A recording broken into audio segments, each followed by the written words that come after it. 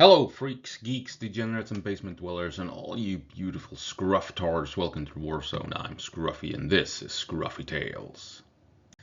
And we're gonna take a look at some quotes from Syrsky concerning what we might expect for 2026. And well, by the looks of it, the plan is to attack. And here we have the quotes made by Syrsky. The defense forces will conduct a strategic defense operation as well as offensive operations, as there is no victory in defense. And we've been talking about this, that armies want to move forward. It allows you to apply pressure, maintain momentum, secure initiative, and all of that. So you need to push back and force the enemy to make decisions based on what you're doing, because that means you can force him to be on the back foot. You can make more decisions as he's trying to counter your previous decisions. So you're always ahead of the plan, breaking into his decision loop and forcing him to restart, rethink, and stuff like that. So it's extremely important to not just be on the defensive, as we've been talking about. That is why we will conduct a strategic defense operation. That's a bit interesting. While we understand that you can't win in defense, therefore, accordingly, we will conduct offensive operations. Fight to keep the operational initiative, because this leads to the fact that the enemy is forced to attract and withdraw significant human resources, weapons, ammunition to restrain our active actions. So I wonder what he's talking about here. Fight to keep the operational initiative. This leads to the fact that the enemy is forced to attract. Yeah, like I said, they need to move troops to respond to your actions, resources to respond to your actions. That is what we saw in Kursk. So what he's saying here is something like Pokrovsk and Kursk. In 2025, or the late stages of 2024 into 25, the strategic defense operation was Pokrovsk. Meanwhile, the offensive operation was Kursk. And those two were meant to work in tandem, Pokrovsk and Kursk, to draw Russian resources away from the rest of the front line. Kursk did not hold out for as long as the Ukrainians had hoped. They did not meet all operational goals, but they did meet parts of the strategic goals in moving 100,000 plus Russian soldiers away from the front line within Ukraine and into Russia instead. This is also encouraging. Syrsky said that in 2025, the armed forces of Ukraine reduced the number of the losses of personnel by 13%. So a more effective fighting force instead. And we know Russia stepped up the game in 2025, applied a lot of pressure. And despite that, the Ukrainians were reducing their own losses, becoming a more highly effective fighting force throughout 2025. And like we've been saying, Ukraine has been attacking throughout the war. In 2022, they launched large counterattacks against all the green areas, liberated all of those areas from Russian occupation. Roughly 9% of occupied Ukraine, or of Ukraine, was liberated. 9% of Ukraine was liberated, and 18-ish% remained occupied after 2022. 2023, Ukraine launched the assault, or the summer offensive, down south, trying to reach, going through Verbove here in the middle here. They tried to reach Verbove to break through in order to come down to Chernivka, and from here outflank Tokmak and be able to reach the coastline at Berdyansk. This was the attack vector. Tokmak was secondary objective. The point was to reach the coast and isolate this part of the Russian forces. 2023. 2024, Kursk. In 2024, Ukraine pushed into Kursk, and the hope was to hold territory here in defensive action after the offensive operation, in tandem with the battle at Pokrovsk and Myrnorad. And in 2025, the plan was to have this tandem defensive operation by holding sections here in Kursk, together with holding a solid defense in Pokrovsk, Mirnorad, and forcing the Russians to waste manpower in these two battlefields, on these two battlefields, and thereby reducing their effectiveness along the entire front line. What they failed with doing here was taking Glushkovo County. The Russians eventually slowly pushed them back. But we have to remember, Ukraine held up here for 10 months. 10 months Ukraine occupied and forced the Russians to allocate well beyond 100,000 troops to this area that were taken from the front lines down here. Same thing here. The Russians moved in huge numbers of assets to fight in these two small towns that they have not yet even taken, even after a year and a half of combat at Pokrovsk. They still haven't secured Pokrovsk and Mirnorad. So this operation is still ongoing. So you can imagine if they had held this sliver of land here protected in the north by the same river, how difficult it would have been for the Russians to push in. If it took them 10 months to secure this corner here, they would have needed another maybe 10 months to push in here. And then you would have seen essentially a huge stop of advance along the entire front line as these two battles were unfolding. So that was the plan for 2024-2025. So you can see the Ukrainians have been aggressive throughout the war. And even if 2025 didn't see any big offensive maneuvers, the plan was still to fight a defensive attritional battle at Pokrovsk. And the hope was that it would be a longer attritional battle than those 10 months in Kursk to really drive a nail into the coffin here between these two battles into the Russian army. So now we're in 2026 and we are once again talking about a defensive operation and an offensive operation. So where might this end up becoming reality?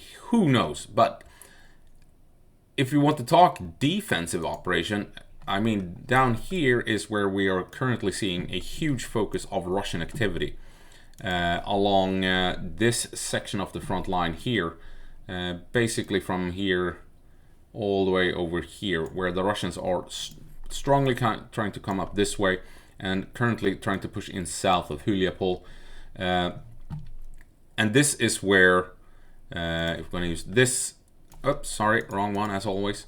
This area here, again, this frontline section here is where we have seen a huge concentration of Russian artillery throughout January.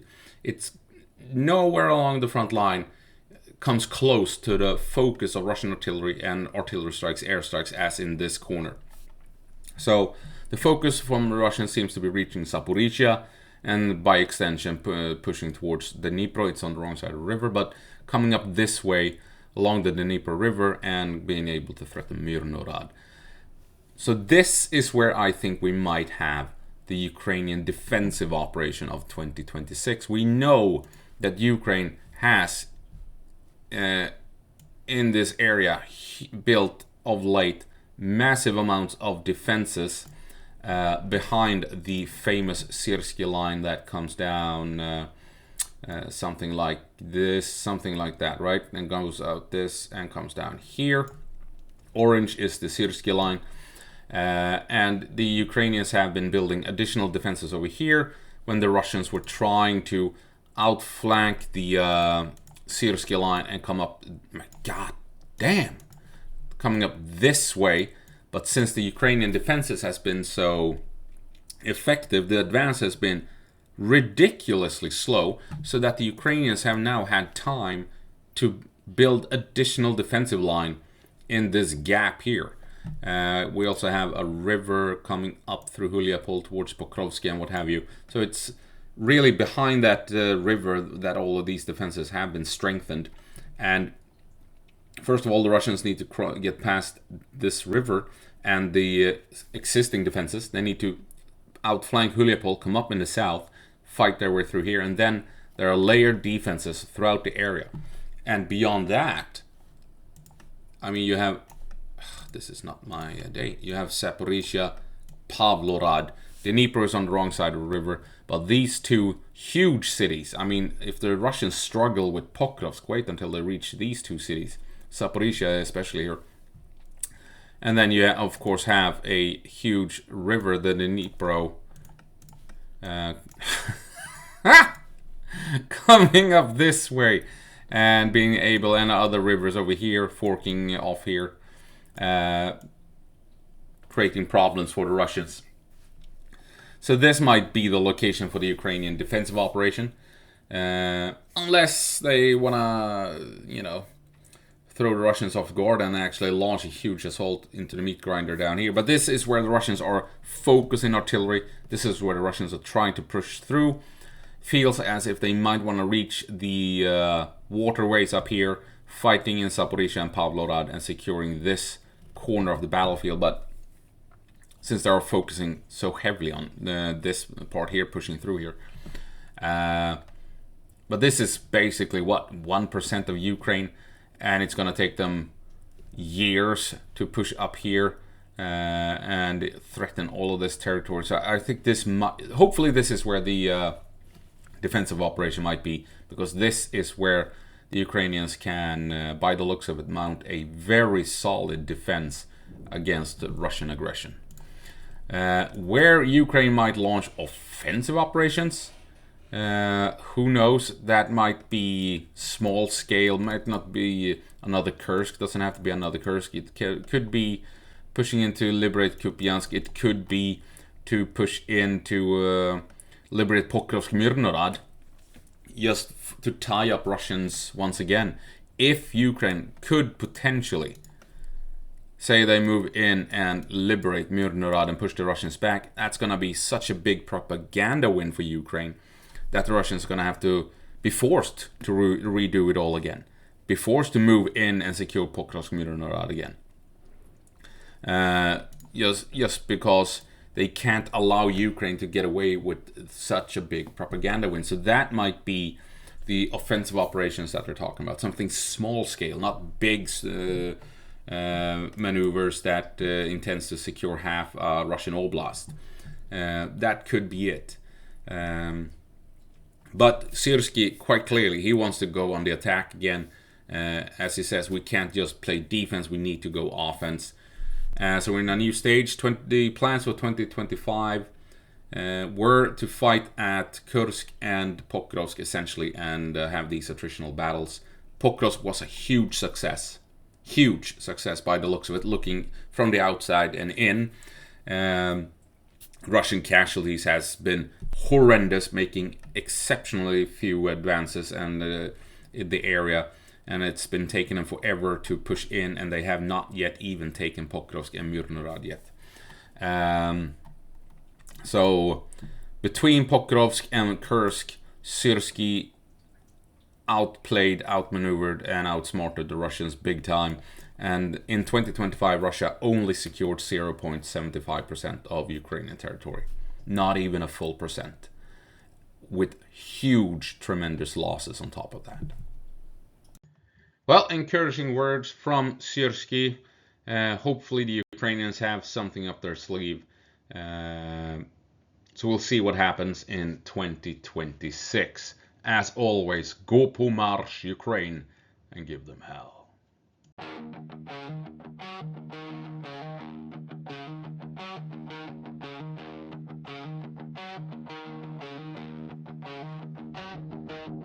Ash in the air cuts my lungs like a blade. Mud on my boots, but I'm march unafraid. Fire on the hills paints the sky with rage. I'm a shield for the weak, for freedom this war I wage. Yeah.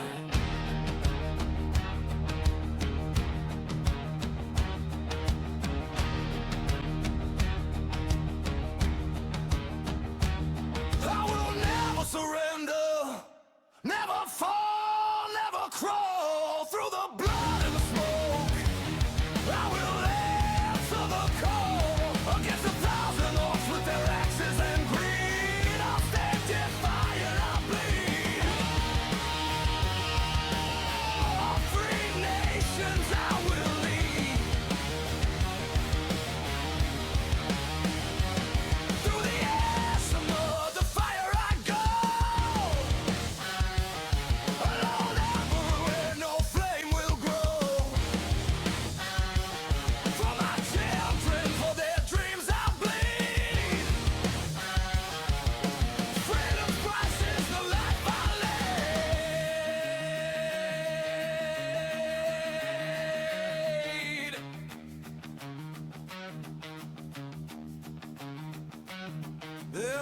war drums thunder, but my heart beats louder.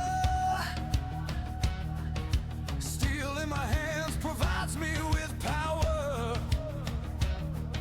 A sword for the bold, for the ones who won't kneel. The orcs will break their teeth on the edge of my staff.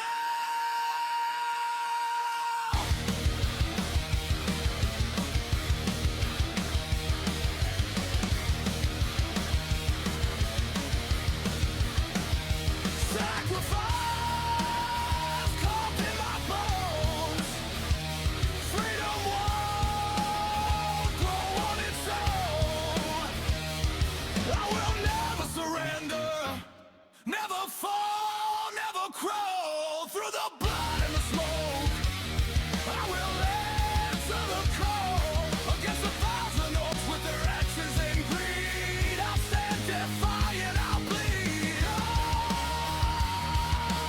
Oh, free nations I will lead. Through the ash, the mud, the fire I go.